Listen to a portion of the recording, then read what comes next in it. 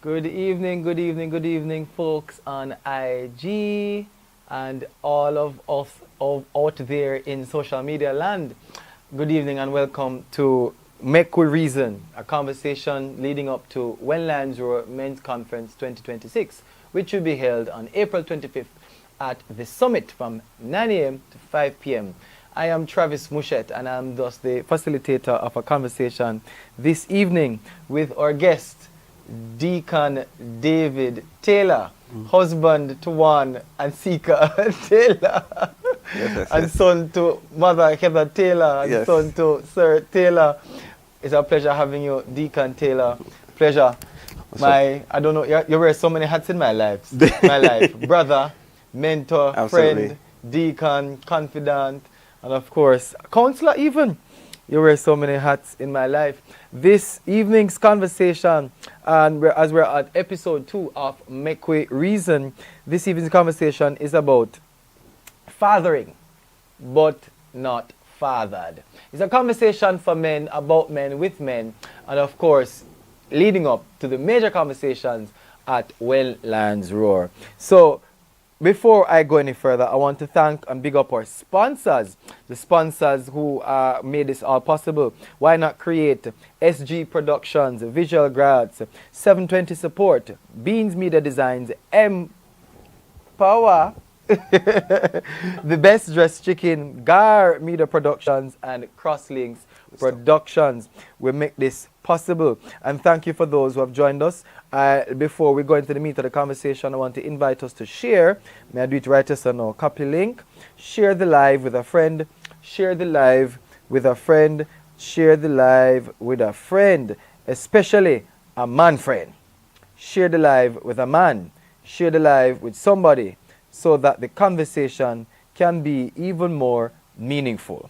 We will know that the conversation is reaching somebody and it will create an impact and a wave in today's world. So, share the live. Share the live. Share the live. Thank you so much for joining us, those who have. All right. Deacon David, fathering, but never fathered. We started a conversation earlier, and you were striking the difference between being fathered and being parented. Right. So, this I'm away here,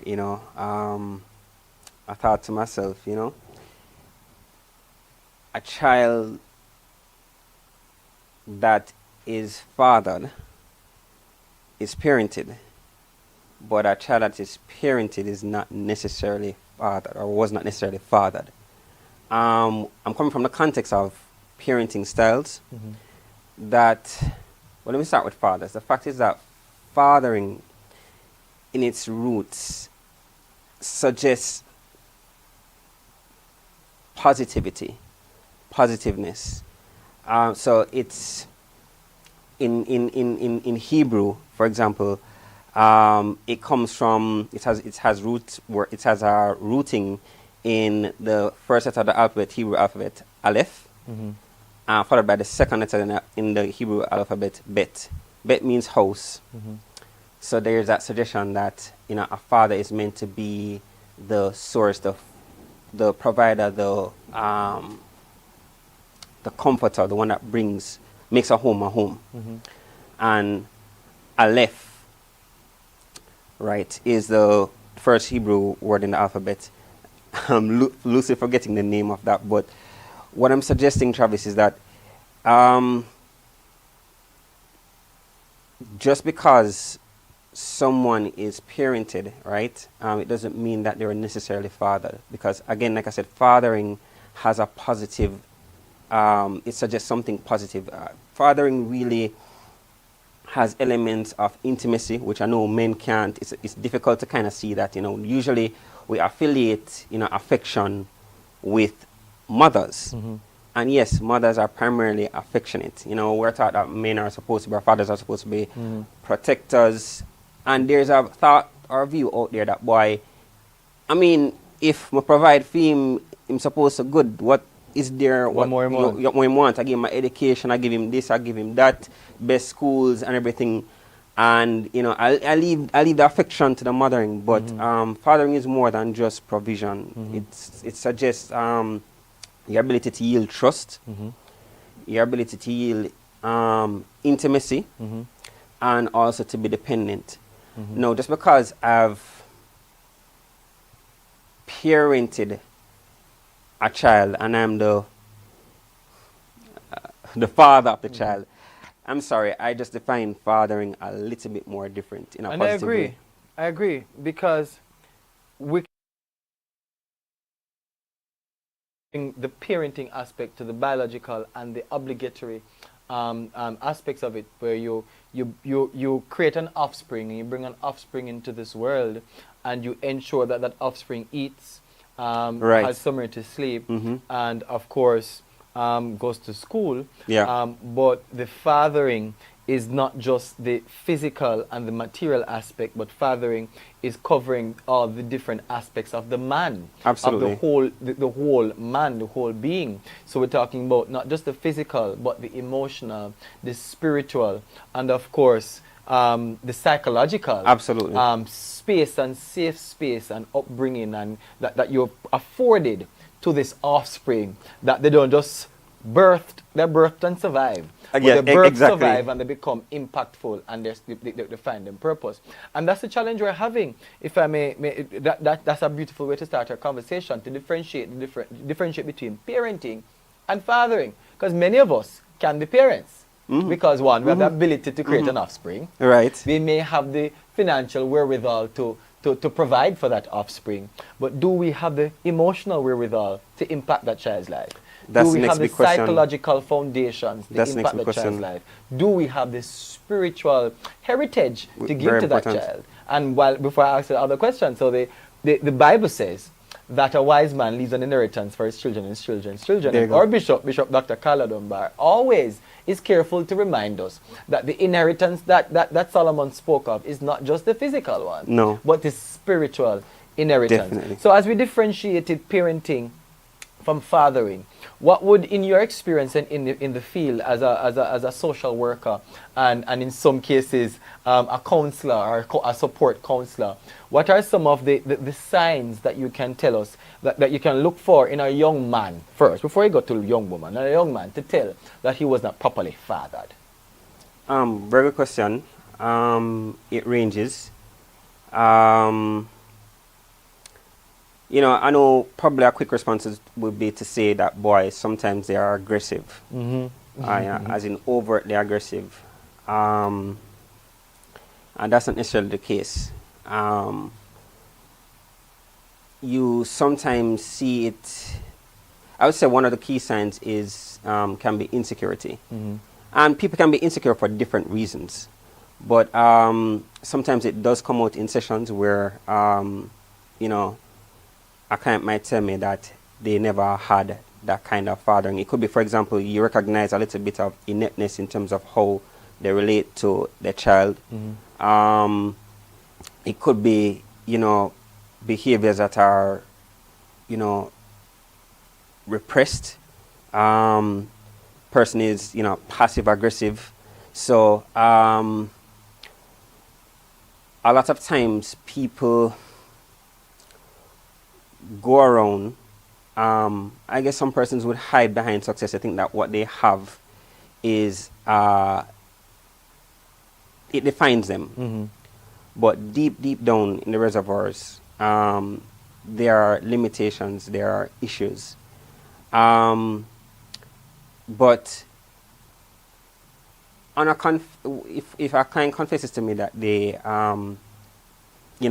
weren't fathered, sometimes it's, for example, feeling inept. They may feel, for example, they are not the practical type of person. For example, we expect men to be very practical people. The doorknob is broken, they can't fix the doorknob. That kind of a thing. They'll tell you that, boy, I feel like I can't pass that on to my son because nobody ever teach me that. The idea of, taking a child out, to have fun, or something like that. We may say it's simple, but even being taken out, you know, and that speaks to quality time, by the way. From a bond, they'll say, my father never did that with me, you know. As far as they are concerned, you know, I give the youth a good education. That's as best as I can do, you know. So it manifests in different ways, even aggression. I mean, in young people or in children, you see it. So, for example, among children, aggression is something that you see. Starting fights, wanting attention. Those are signs where if you sit down with the child, you recognize that the child is not just a bad behaving child or bad pitney, as people would say, but if you spend time to talk, almost invariably, that child does not have a father figure in their life. Nice. So street walking, wanting to click with friends that are usually of a negative influence. If you check down to it, those are some of, and that's quite a bit of signs that you've listed. Those are some of the signs that a young man has been parented, possibly sometimes not even parented at all. Sometimes they're left to parent themselves. But these are clear signs that there's an absenteeism or of the father. Now, for those who have joined us, let me welcome those who have joined us on Instagram. Thank you for joining, and share the live with somebody if you can.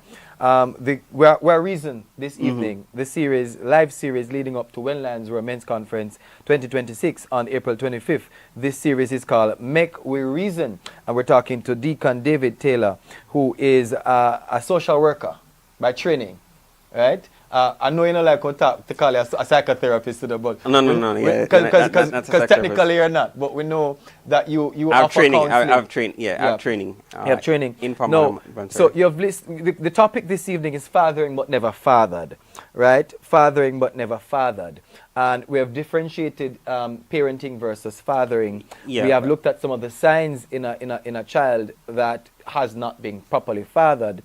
Would you therefore say that the absence of a father, or the absence of, because you can have the presence of a father, like in my case, come I love my father to bed, right? My mother wondered for years how come me show my father more love than I showed it to her. But there are some foundational things that my father didn't give to me, right? For instance, my father never taught me to talk to a woman. Okay. My father, nor did I see a perfect example in him because of how he related to my mother. But there are other men in my life who taught me that. I know where you're going with this. Right? Exactly. So because we're going to have the conversation, but we have to also come into the solutions, right? We have to come into, because we're having this conversation as men because there's a gap to be filled. So we know that there's an impact, right, of the fatherlessness. And we're not just talking about the absence of the presence, but the absence of the office. Absolutely. The absence of the actions. Absolutely. Right? So in my case, as I was saying, my father was present. He provided. But the spiritual teaching and foundation wasn't laid. There you go. The So you're talking about quality. Foundation So wasn't quality. laid. So would you therefore opine or agree that how you socialize, how you interpret love, and the love language that you take on is determined by how you are fathered? Yes. So the fact is that a lot of people think that if the title father, is in the physical space, then that's a precursor to a successful child, or a child that is well fathered. The fact is that I can be a father, title father, in a household, but that doesn't necessarily mean that the quality is positive or satisfactory. It is very possible that a father could be in the household. What if you have the father? Let's just picture a nuclear family. You know, mommy is there, daddy is there, the kids are there. Right? So we're not worrying about the father being in the space. But what if, like you said a while ago, the values are not being passed on? There's no, I'm not talking about presence in terms of I'm in the house, but there's no deliberate attention to paying attention, spending quality time with the children, passing on morals, values, spiritual convictions, then that makes the quality of that fathering or parenting questionable. Right. So again, So just because we all know that the nuclear family is ideal. You know, it's what God wants. It's even from a societal perspective, it's what is ideal. But we can certainly gain socialization, learn from other persons who, I can have a biological father, but I probably have an uncle that is a better father than my biological father. You know, or I could have a brother. You know, there have been instances where testimonials where, you know, a sibling might say it was my brother that raised me. Yeah, or an uncle or a friend or some church brother or something. So to say that presence is sufficient, or to say that, you know, I grew up in a nuclear family or I was in a nuclear setting, that doesn't necessarily guarantee or equate to a child being successfully fathered. Absolutely not. Could it also be the opposite, the total opposite? Well, because there are some fathers who are present, but they're abusive. And that does happen too. So they are very much present. And as you mentioned, abuse, you know, there's there's physical abuse. So we know what that's about, you know, whether, you know, a child might have experienced being, you know, you get thumb, kick, box, that kind of a thing. There is, you know, even verbal abuse. So the use of indecent language, condescending statements that really don't affirm the child but puts the child down. And there's also neglect. So let us say, for example, that, you know, but when I use bad word from them, I don't cuss them, I don't tell them about that, give them a good education, but they're in the house, or buy the flat screen TV, or come in. But you can actually be neglectful where you neglect the emotional needs of the child. You can literally be in the presence of a child and the child does not feel you, or you almost make the child invisible. Child is yearning for attention. And again, that goes back to the question that you asked me, you know, what are some of the signs that you look for? Attention getting. So sometimes these children manifest these behaviors of, you know, violence, picking on others because they want the attention, for example, from a teacher. They want to be seen. As long as I'm seen, you know. So absolutely. Fathers can be, yes, they can be present, but they can be abusive. That is a real fact, even in the nice, warm, nuclear family that we all glorify. There are some mothers, and I've heard this while growing up, where they're in an abusive relationship. They not just physically abused, but emotionally, spiritually, financially abused even. And the term is, I refuse to leave because I don't want my pity them grow up without them father. Yes. I prefer to stay in the relationship for the sake of the children. Happens. Not realizing that you're actually doing more damage to the child than good. You're doing more damage to the child because you're exposing the child to this abusive character, which they may be exposed to, or they can decide to take on these character traits. Or not, because we can agree from a psychological, spiritual, and biological stance that the environment shapes you.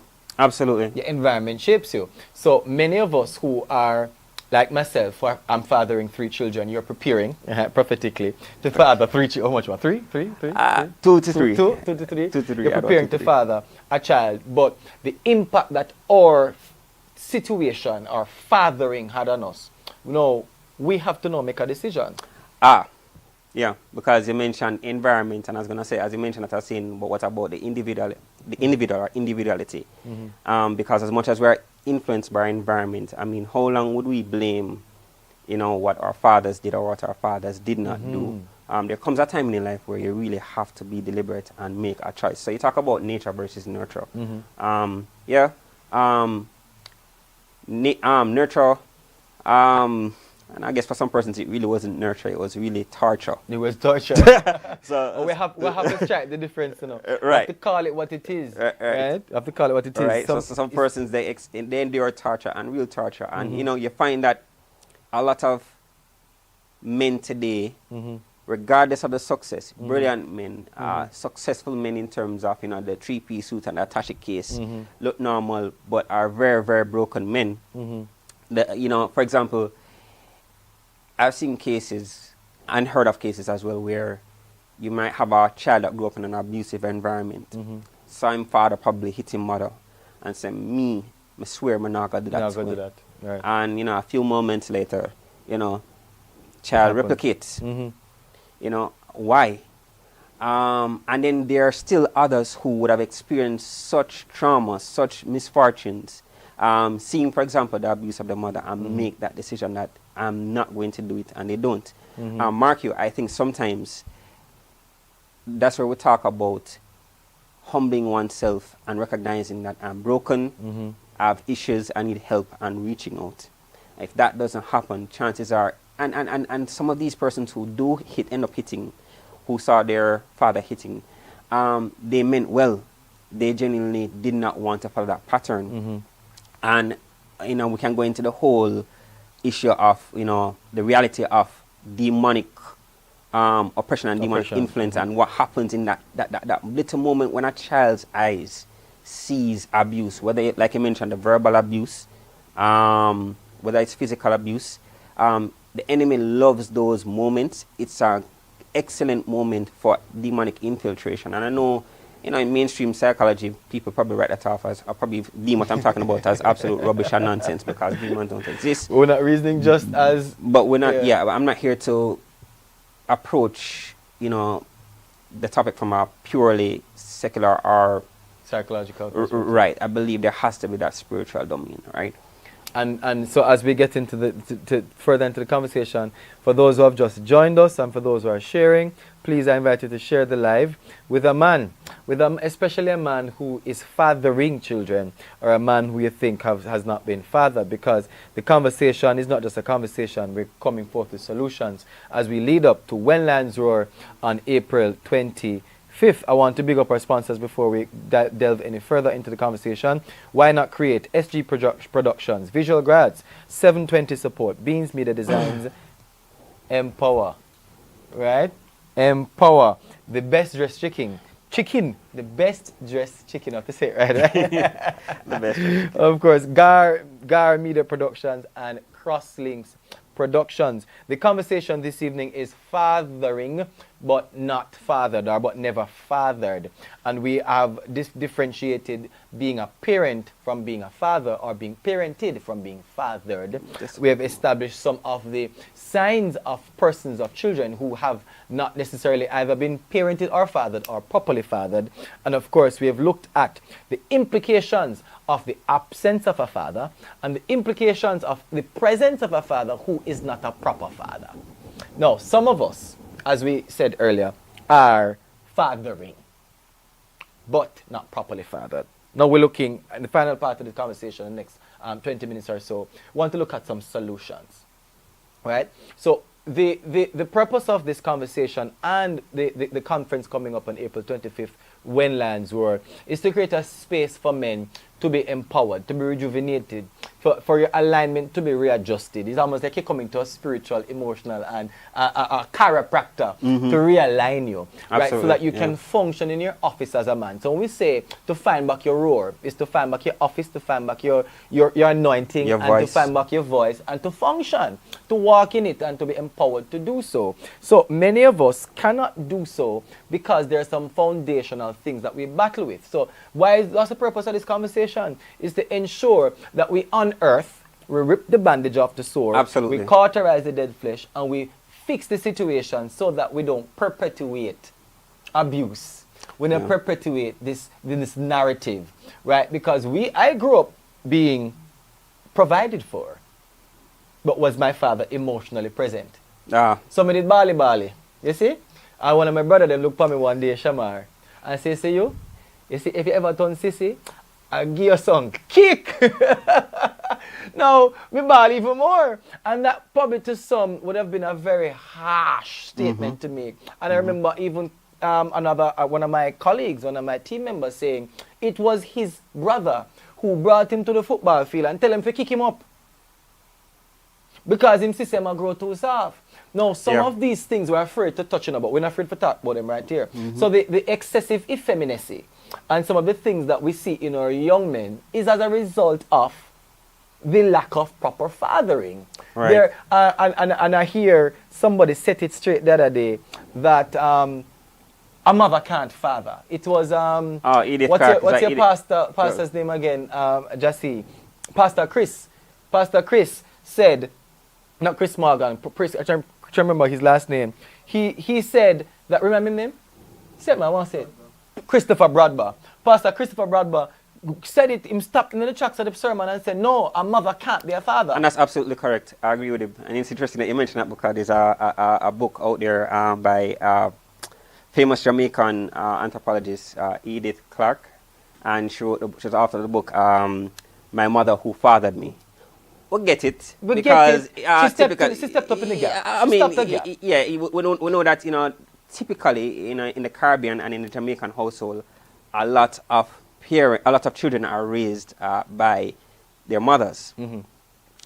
And we get what they're saying. I mean, when you hear that topic, when you hear that statement, my mother who fathered me, you can almost relate because that's what's happening, in quite a number of instances. Or has happened.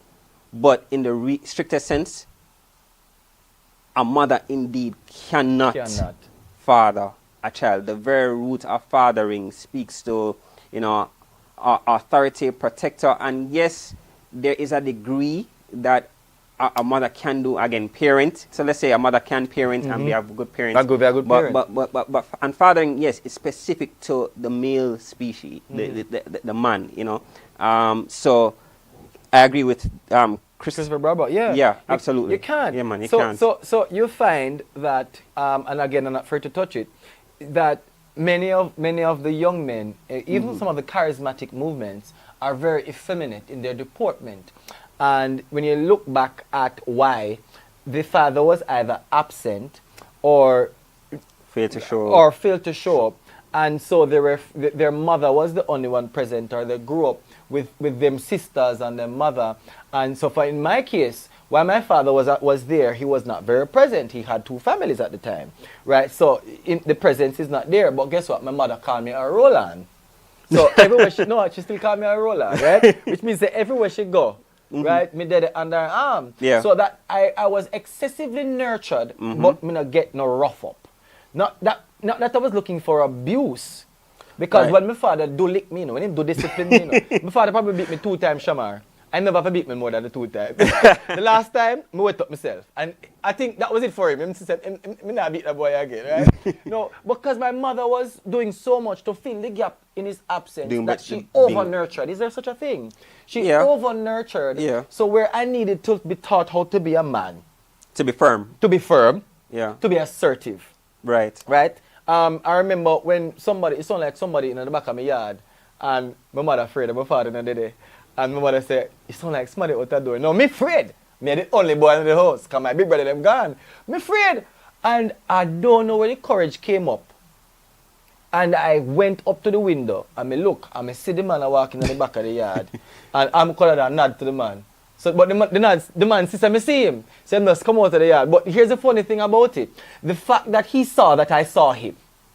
He don't know my age, can the sister want you to look through the window. The fact that he saw that I saw him, he exited the yard. Big difference. If it was my mother who looked through the window, might be a different story. Might be a different story. Yeah. So the presence of a man. Absolutely. There is a difference. A male presence really signals, it sends so many powerful currents in both in the spirit realm and in the natural realm. There is something about a male presence.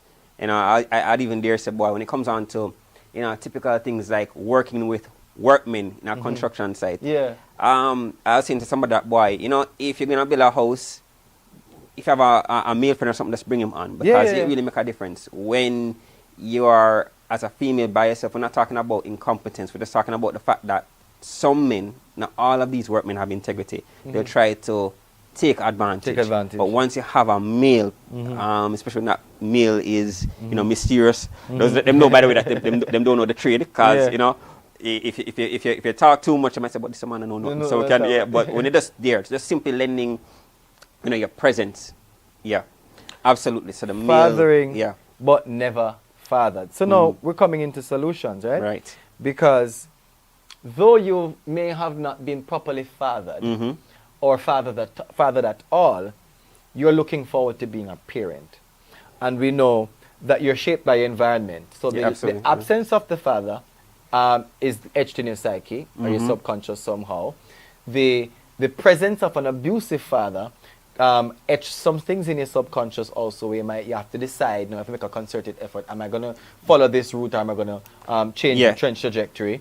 My father not being properly fathered prior and doesn't have a proper foundation to pass on to me also affects what is etched in my subconscious. So now, we have all of these coming into play. We now want to make a change.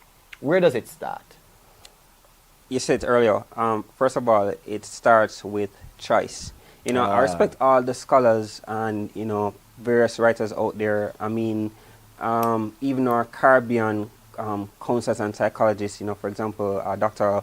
Barry Davidson and some others would reference the importance of, or the impact of slavery or the legacy of slavery and how it translates to modern day times.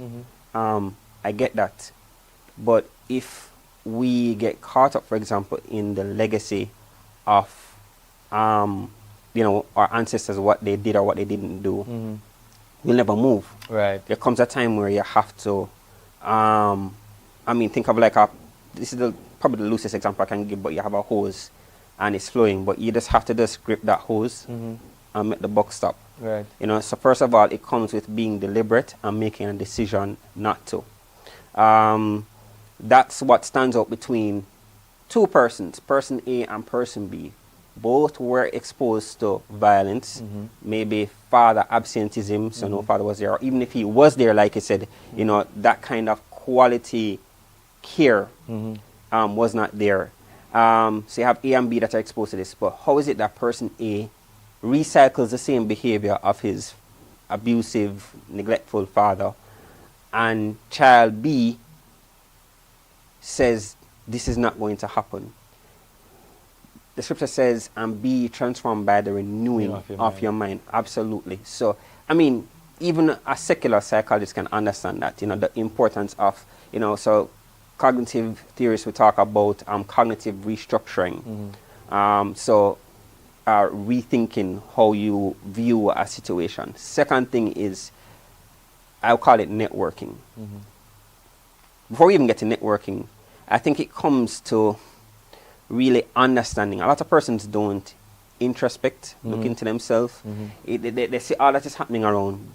They're behaving badly, they're lashing out, they're becoming abusive, they're doing the same thing, walking out when it gets hard, but never really looking into themselves and seeing that I need help. I don't know how men typically are. It's hard for us to admit that we need help. And sometimes we figure that we can somehow figure it out on ourselves.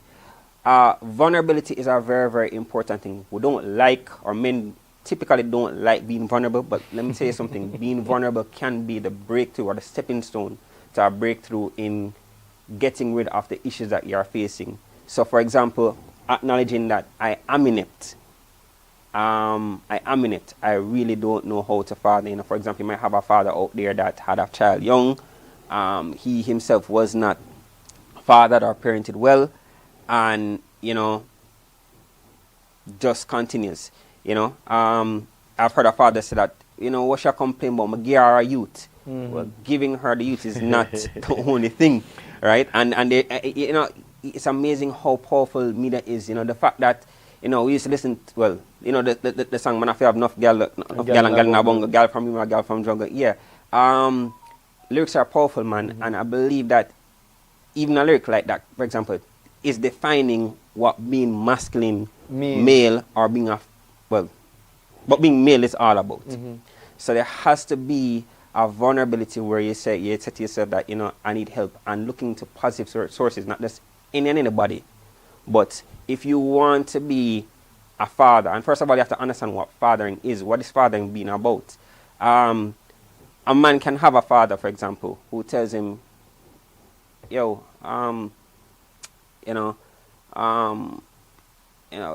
a big man, you have to broke your ducks, Some my youth might expect when they turn 17 years, beat that, For example, okay, so those are words coming from a father to his son. Is that necessarily fathering? That's advice, but what is the quality of that advice? I know I should a little bit, but we said individuality, so there has to be a determination. There has to be a willful decision to Be different. be different. Yeah, man. That calls for individuality. So we talk about nature nurture. Yeah, man. We accept the fact that your environment does shape you, but also you can also be a shape of your environment. Right. They are mutually, they complement each other. Environments are impacted by individuals, and individuals are impacted by environment. The next step to apart from individuality is, I said, being vulnerable. And part of being vulnerable is getting help. Whether that means confiding in a friend. The fact is, some men have best friends. They will play domino, they will play football and whatever, and that best friend doesn't have a clue as to the trauma or the things and the issues and the bag of stuff that they have gone through, right?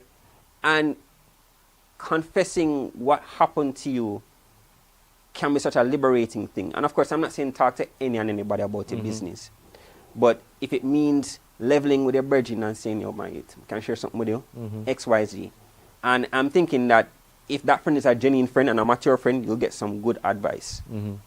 If that doesn't work, get professional help. If you have the financial wherewithal to invest in yourself. And I want to say this, I'm going to tell this, that everybody, when they're not feeling well, goes to a doctor for help, yes? So, well, most people. Most people. Well, and then again, for men, sometimes it take a longer while. Wait until you really get bad to really go. But the point is, if a doctor quotes $5,000, you take your $5,000, you pay $5,000, go on. You're not going to debate with the doctor, say, oh, $5,000? But there yet is this thing about not seeing mental health or your emotional health as equally important. Physical, emotional, spiritual, they all work together. They're not mutually exclusive. They don't operate on their own. They really are meant to be connected, you know. So if you talk about a therapeutic approach in counseling called Gestalt therapy, it talks about the integrated person and being whole, that the whole is greater than the sum of its parts. You don't view things in isolation and say, all right, this is my spiritual life, this is my emotional life, this is my physical life. There has to be an integration. And counseling, getting professional help, talking to someone can help that, can help you to build the kind of integration. Instead of, this part of you being here, this part of you being there, getting professional help can help you become integrated. That sounds like a lot for a man, because men don't even go doctor. Well, true. So I'm asking a lot, right? Doctor. That's true. Right? That's true. So you've answered. You've given us a lot of nuggets. My question was, how do we fix that? What's the way forward? You want to make a difference. You've either not been properly fathered or not parented any at all, and now you want to make a difference. You said first you have to make a choice. You have to make a concerted effort that I want to be different. You have to acknowledge where you are, what you've been exposed to, and what you want to achieve. And you say seek help. And you also mentioned a community. And community is coming back here. Our first live was 2 nights ago, where Pastor Kavan and I had a conversation. And a major takeaway was that men, we need a community. We need to have a community. We need to have a space where we talk. And that also means that if you have a community, you must talk. We play domino, we play football. But we don't talk. But we don't talk. But we don't talk. We don't know what it is. And that's some more reasons than one. Pastor Sean, who was here, Sean Williams, who were here, we had a conversation a while ago. And he reminded us that because we're called to the office of being priest, provider, protector, we have to set up somewhat of a wall or a shield around our lives and around our family. And if a man violate that, then him violate that. So we can also say, for fear of being violated, we don't talk. Yes, for fear of being ridiculed, or looked weak. condescended, or so that you really do. Or I don't Yeah. go through, or I don't tell about so long. Yeah. Your father they kick you and you don't feel like say you can't father your children because you kick, and then because you were kicked, and then now that further compounds your psychological trauma and stress. So you know you don't feel like you can talk about it. You feel like you're gonna be judged. You feel like you're gonna be ostracized. You feel like you're gonna be stigmatized. You feel like you're gonna be laughed at if you become vulnerable. So we all have a part to play. Right? We all have a part to play in fixing and adjusting and changing the narrative and adjusting the stigma, right? Because we can't fix this.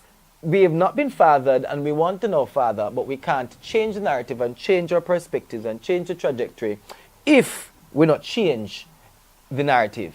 We have to become vulnerable. We have to become comfortable to talk. We have to become comfortable to share in our community. We have to understand that we can't exist in a vacuum. When a little gem we used to say in a primary school, no man is an island, no man stands alone. Right? Community. And that is true. We need a community. We also used to say growing up, it takes a village to raise a child. Unfortunately, it's, I think, like you mentioned a while ago, sometimes people or the system doesn't create conditions for men to talk. And culturally, in the Western world, it tends to be very individualistic. Think about, for example, I think Easterners see parenting, fathering, and mothering as more of a long-term on a continuum, but in the West, it's conditions apply. As a matter of fact, And in that the West, we condition view apply. them as investments. There you go. Yeah. So one of the things I would say as well is to cut the excuses. So things like slavery legacy or the legacy of slavery, things like the abuse or the trauma that one might have gone through. These are very valid reasons that could break just about anybody. But I think we have to do earnest to not make excuses or to excuse, to make excuses that, because there are some persons that have that treadmill of guilt or that treadmill of justification that I can behave this way because I was abused. I never had a father. There are some that literally use it that I never had a father. Let me ask a question. If you think about, for example, someone who murdered someone, and let us say that the judge, the defense team, they did the investigation, they recognized that boy, he never had a good father.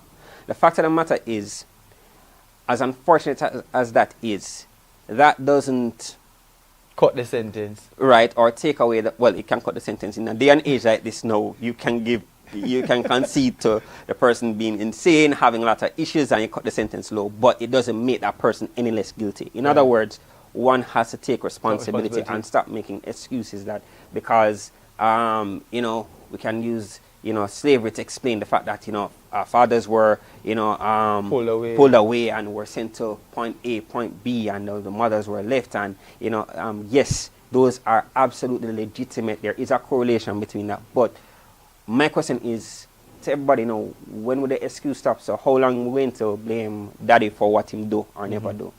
So another key to our breakthrough is cutting the excuses. Cutting the excuses? Yeah. Take responsibility. Taking responsibility. And deciding to make a change. What a beautiful conversation. As we wrap up this conversation, this episode 2 of Mek Wi Reason, a live series leading up to When Lions Roar Men's Conference on April 25th.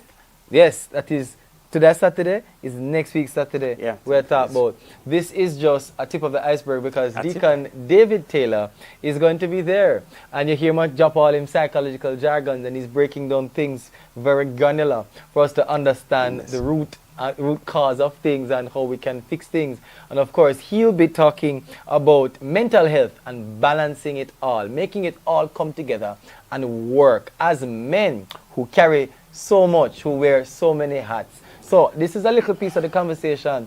If you want to figure out how to balance it all, then you should be in the room on April 25th at When Lions Roar. Sure, get your tickets at spiropen.com/landsroarja, or visit our website live in a deacon, landsroarja.com. It look nice, all courtesy of 720 support. Let's give thanks to our sponsors. Why Not Create, SG Productions, Visual Grads, 720 Support, Beans Media Designs, Empower, the best dressed chicken. Why are you saying chicken? What's wrong tonight? I'm hungry. The best dressed chicken. Dressed chicken. Gar Media Productions and Crosslinks Productions, and of course Emerge Multimedia, our title sponsors, will of course make this all possible. It has been a beautiful conversation. Absolutely. Deacon David, fathering but never fathered. The bottom line is, the baseline is, nobody can wire me and bust a shot. The baseline is, though you may not have been fathered or parented properly, you still have an opportunity to make a change, to make a difference. Your fathering does not have to, it may have impacted you, but doesn't have to dictate and dictate how you father the trajectory of your life. Your Absolutely, child, nor the trajectory of your life. No. There is hope. So whilst we may have given you tips, and we can give, we say, take stock of your life, take responsibility, make a decision, acknowledge where you are, seek help, find a community, acknowledge the importance of your mental health. I want to say this finally, that seek Jesus. Cast all your cares upon him, for he cares for you. Yes, the narrative is, we must hold up with stress, but we're not holding it up, we're casting it on Jesus. Absolutely. We thank you all for joining us this evening on this episode of Mek Wi Reason. Deacon David, it's a pleasure having you. Absolutely. Thank you. Having you. Great being here. To the team behind the scenes, SG Productions, GAR Media Services, Emerge Multimedia, and of course, our Tammy company name again. Tammy, the company over there on the flyer, so I don't remember it. Right? But Tamalsia, our producer, who is not necessarily here physically, but she produced out everything. We thank you so much, Tamalsia Johnson, who just celebrated her birthday, for helping to put this all together. We appreciate all those of us who have joined, who have shared, and of course, we appreciate the Deacon for joining in the conversation. Pleasure, thank you for having me. My pleasure. I'm your host, Travis Mushet, and we look forward to seeing you, to talking with you on our next episode of Mek Wi Reason.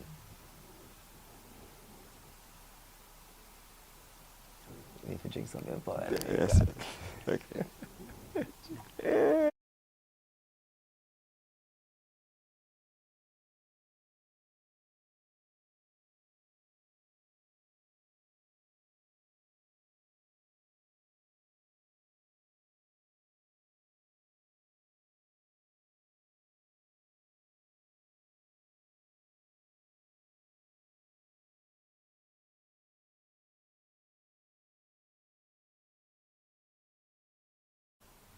We refer to God as Father.